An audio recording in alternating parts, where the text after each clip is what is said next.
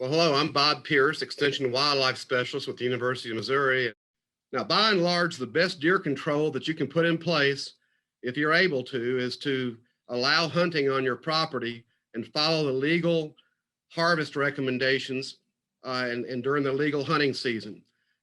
There's other types of recommendations that you can think about, but probably the most effective way of thinking about preventing deer problems from occurring in the first place is to use various fencing designs.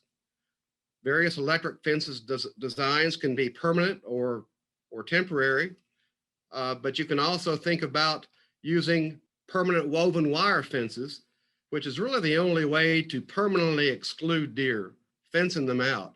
This would require an 8 to 10 foot wire mesh fence that is put in place for very high value crops. This is probably cost prohibitive in most cases, except where you have very intensive agriculture and really need to be sure that deer are excluded. Situations like this around a vineyard, you see this 8 to 10 foot fence, being sure that deer aren't going under the fence, but it's constructed and put in place in strategic locations where you might know where deer are moving or using in their travel habits. But electric fences are another option, and there's a number of designs that can be considered and put in place, more cost effective and less expensive to construct. They can be temporary, and you can put them in at a time of year when you're expecting damage. And by and large, these are psychological barriers. They're not going to exclude the deer necessarily, but they're going to change their behavior by virtue of that electric shock that they'll receive, and they'll learn to avoid the area. There's several designs. One is called the single strand of high tensile wire called a Minnesota peanut butter fence. Talk more about that in just a minute. There's visible grazing fences that have been put in place for grazing systems that also can be used as a deer fence. And these are all very portable, temporary fences that can be very effective under low to moderate deer pressure. And again, alters their behavior by their learning to avoid the fence. And again, remembering that these are not physical barriers, but are designed to change their behavior. Here is the Minnesota single strand of fence that's very effective, very cost effective in many locations, can be constructed. It relies on having aluminum foil strips onto the fence. The 17 gauge wire fence could be used. Different types of gauges would work. You have the peanut butter put onto the aluminum foil strips, kind of tagged onto the fence as you see, and about 2.5 foot in height. The peanut butter is designed so that the deer come in, they learn, they get the shock when they lick the fence, and that's been fairly effective under very low to moderate deer pressure situations. You can also add a strand or two of poly tape, which is a little bit thicker. It's a woven wire tape. It's not a high tensile strand, but it's woven wire. Also can be used in low to moderate population circumstances. You could also think about, with an existing fence, adding some strands. As you see in this picture, you have a woven wire fence that might be 3 foot in height, but the grower has added a couple strands of electric fence to achieve a little bit higher rate of control. Another design that's worked very well is a 3D fence, which is nothing more than a single strand of high tensile fence out 3 feet from another double strand of fence. And you can see the protected crop there on the upper side of the slide. And this 3D fence serves as a visual barrier and a psychological barrier. The whitetail would be coming up and they would see the single strand.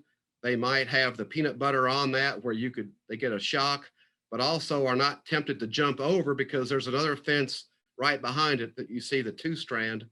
And this is another type of design that may have some applicability.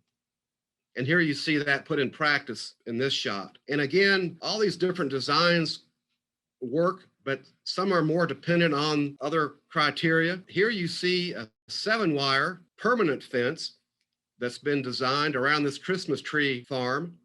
And this is more of a permanent fence that has the charger. It's a solar charger in this case. But you see the rigid fence corner here and the high tensile wire. This is a little more costly, but can be put in place as well, again, depending on the crop you're protecting. And there's also a design that's more of a slanted wire, 7-wire fence. You see, in this case, the high tensile fence is designed on a 45-degree angle. Again, you get the visual deterrent, and deer are hesitant to jump over this for sure. So again, various designs can be thought through and developed, all depending again on a high-powered charger.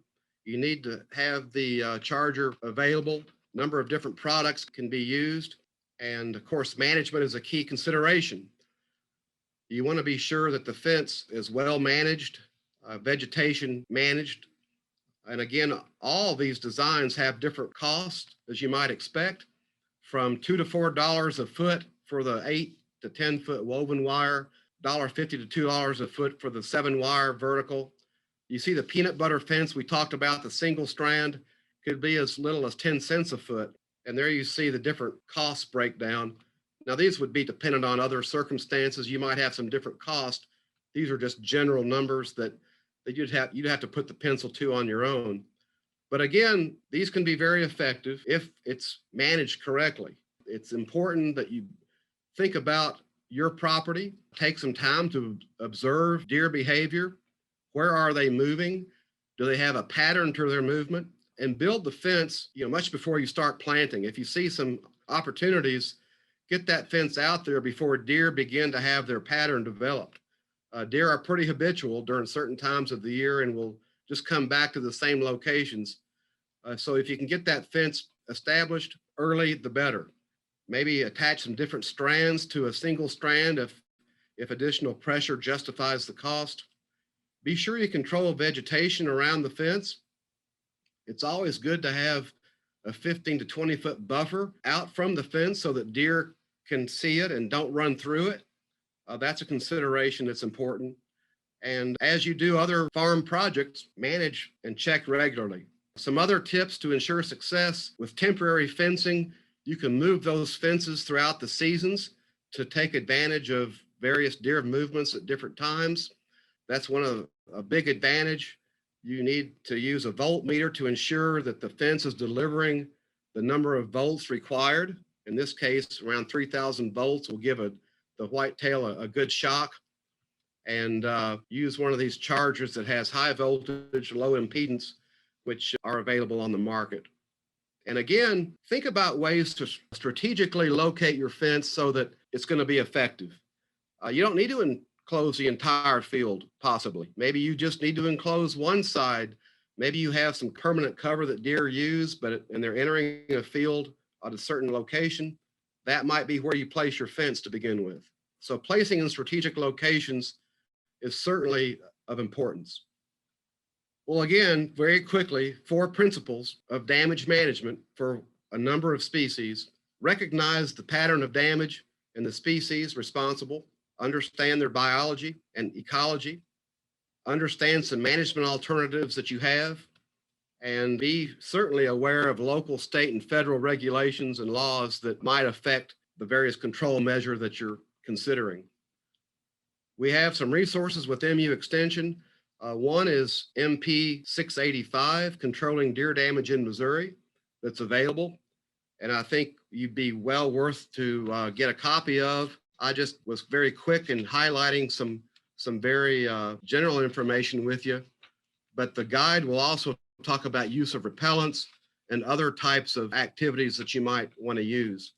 We also have a website that's available for a number of different wildlife species, control and prevention of damage caused by a whole variety of potential species.